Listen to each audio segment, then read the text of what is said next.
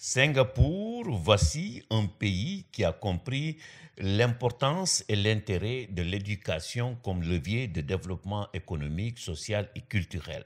Dès son indépendance, les autorités ont mis l'accent sur la formation professionnelle.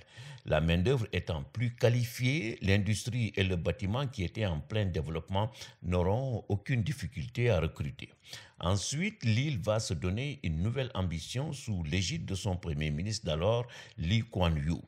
À la fin des années 1979, ils mettent en place une politique éducative dont l'objectif est de faire de l'île un leader technologique mondial.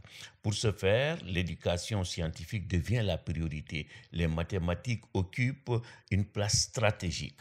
Nous avons parlé précédemment de la méthode de Singapour en maths.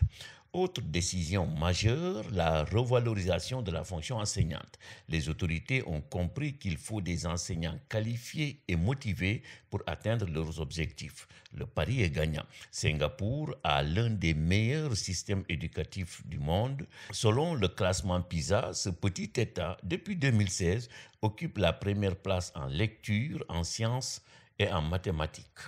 Autre caractéristique du système éducatif singapourien, la compétition.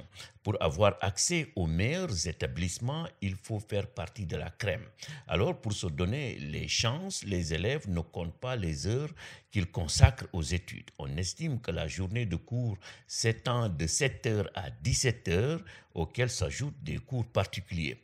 Selon Jacques Attali, le marché des cours particuliers représente 1,1 milliard de dollars par an. Si à la fin des années 1990, Singapour avait mis l'accent sur la formation de la pensée critique à l'école, en 2005, une autre réforme intitulée Teach Less, Learn More a permis d'alléger les programmes. L'objectif, dit-on, est de réduire le stress des étudiants. La Corée du Sud est aussi un pays dont le système éducatif est performant, mais très concurrentiel. Une concurrence impitoyable et dramatique. La journée des élèves est très longue. La plupart des apprenants du primaire et du secondaire fréquentent des établissements privés. Leurs journées de cours sont très longues. Beaucoup d'entre eux rentrent aux alentours de 23 heures et doivent faire leurs devoirs avant de se coucher.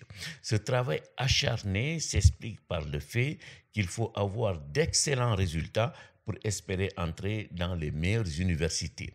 Conséquence, certains élèves ne supportent pas l'échec. Voilà pourquoi le suicide est la première cause de décès chez les adolescents.